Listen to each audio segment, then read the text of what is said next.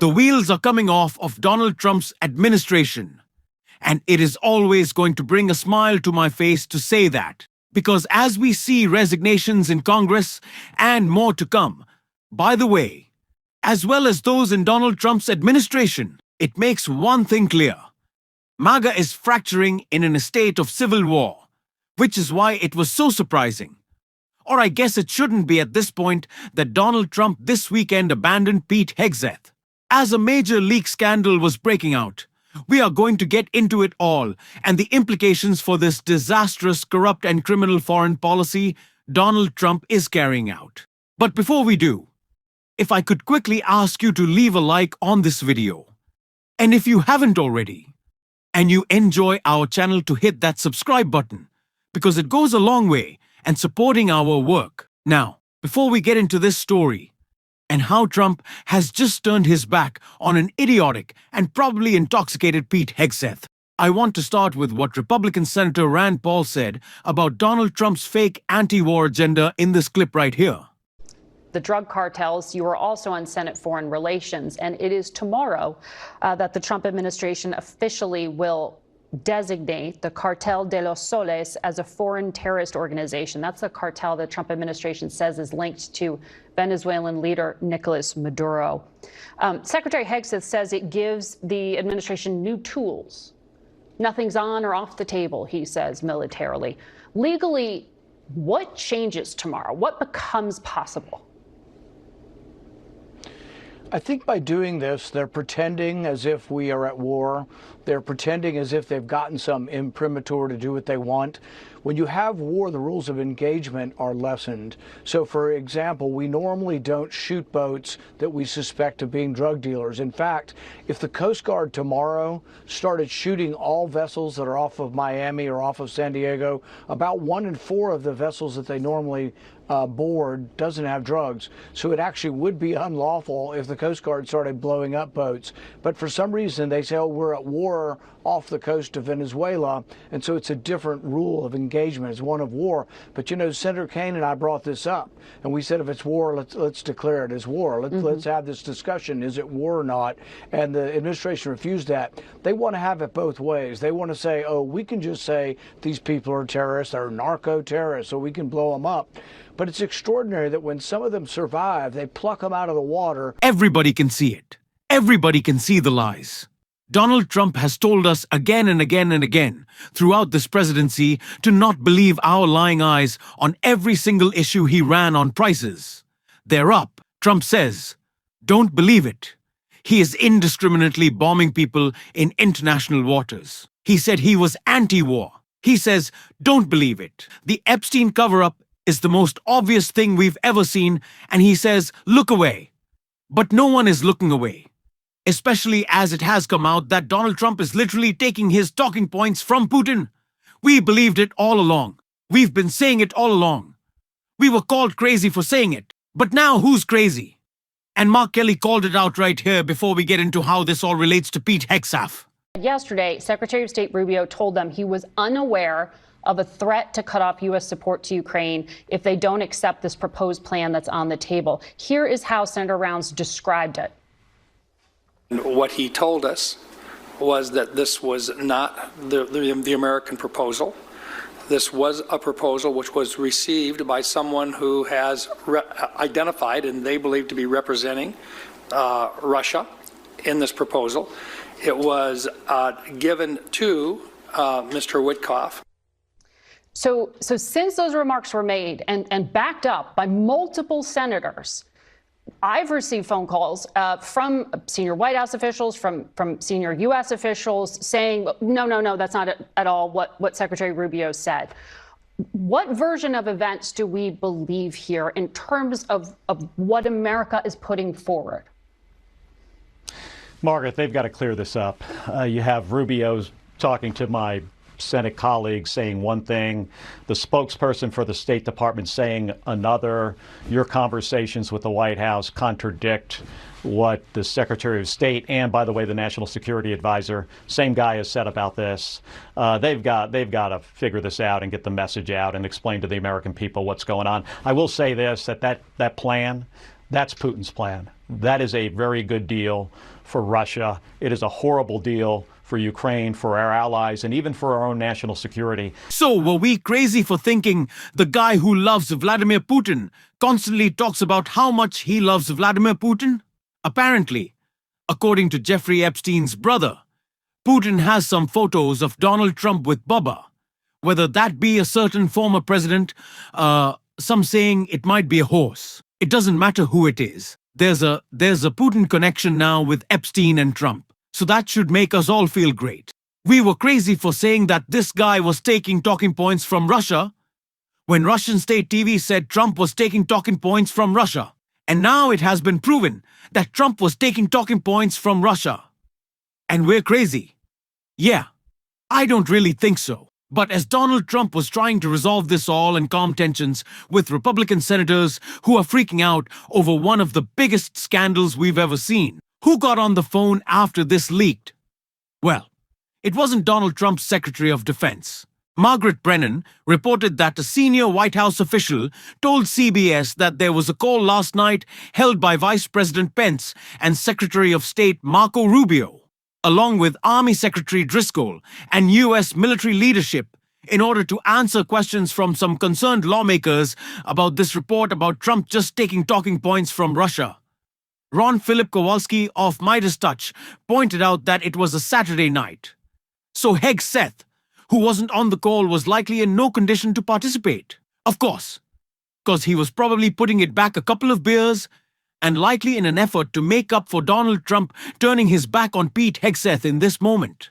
Pete Hegseth and the Pentagon are now investigating Senator Mark Kelly over illegal order video, the one that he put out with several Democratic lawmakers, and are now threatening a court-martial again. Ron Philip Kowalski of Mightiest Touch thinking the same thing as me of Pete Hegseth writing such a small, petty, insecure loser. The Trump administration didn't trust this drunken fool anywhere near the Ukraine negotiations, so they sent the SEC of the army instead. So this clown needs to play more stupid games. So, in Donald Trump's time of crisis, when he needs questions answered, when he needs to resolve conflict, which, by the way, has not been resolved with this Republican leadership, with these Republicans in Congress furious with Donald Trump over this scandal, who does he not call Pete Hegseth, the Secretary of the Army Driscoll? Yeah, sure. Marco Rubio, yes. J.D. Vance, who has no political experience whatsoever, but not Pete Hegseth. He's not getting Pete Hegseth on this phone call. Pete Hegseth, nowhere to be seen. Donald Trump, just completely turning his back as all of this information is leaking out. Donald Trump says, probably don't want to get the guy involved who loves to leak and is such a storied history of doing. So what does that tell you about the relationship between Trump and Hagel? And there have already been some rumors within this administration that maybe someone's gonna get the stanky boot. Then it might be Bondi over the handling the epsteinfiles. Kash Patel for the same reason. Kristi Noem, cause she's generally incompetent. Pete Hegseth. But before the midterms, someone might get booted. Donald Trump might be looking for a head to roll. Why? Because he understands that people hate this fucking horrible administration. And so Pete Hegseth, as he always is, playing to the audience of one that is Donald Trump. Because his job, of course, is not to serve the American people and keep us safe. What a crazy idea that would be. He is now saying that he is going to court-martial. He is going to call him back into service. Senator Mark Kelly to court-martial him. Why? Because he said, hey, if Donald Trump tells you to break the law, don't. And Donald Trump took that as such an offense. Oh my God. He's telling them to disobey our orders. No, haha. He said illegal orders. Why did you think that meant all of your orders? Are all of your orders illegal up there? It is on the nose. All of them are illegal. Not all of them. But you know what I mean.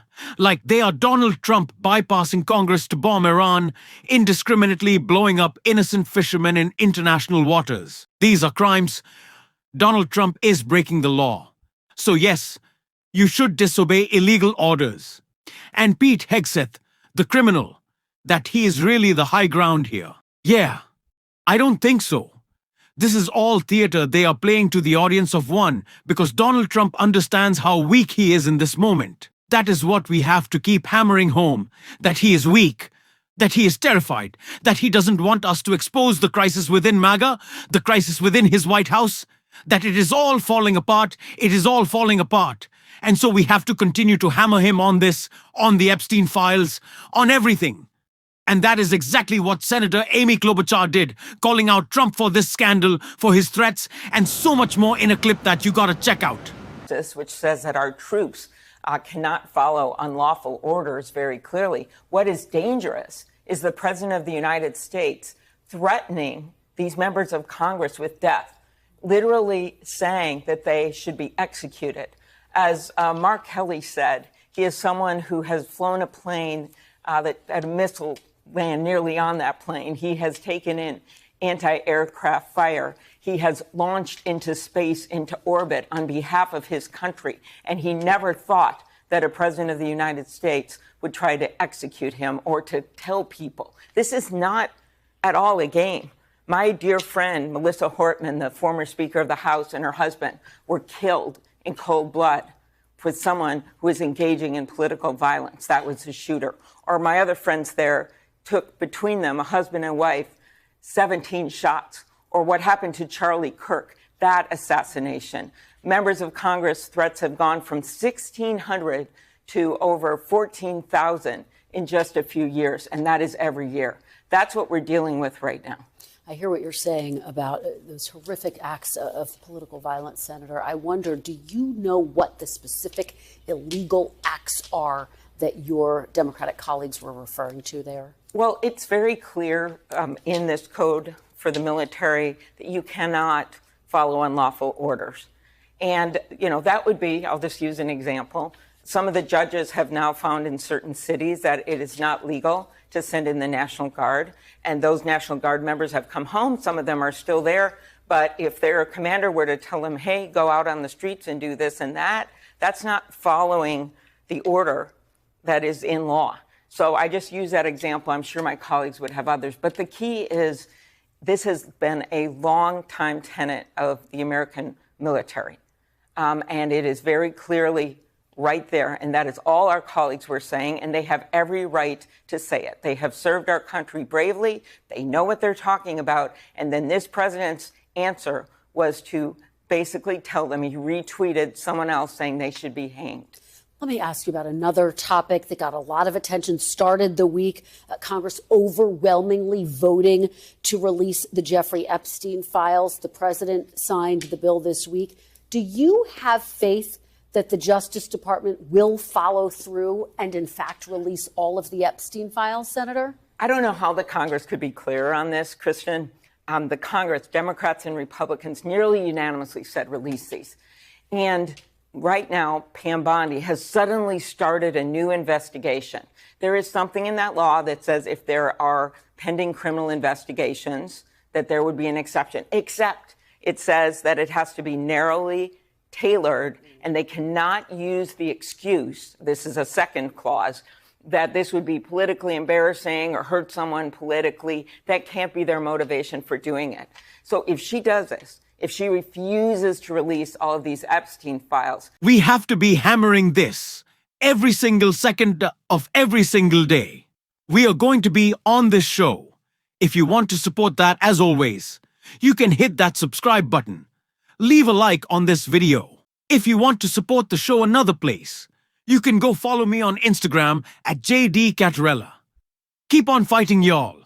Don't let him silence you until next time. I'll see you soon.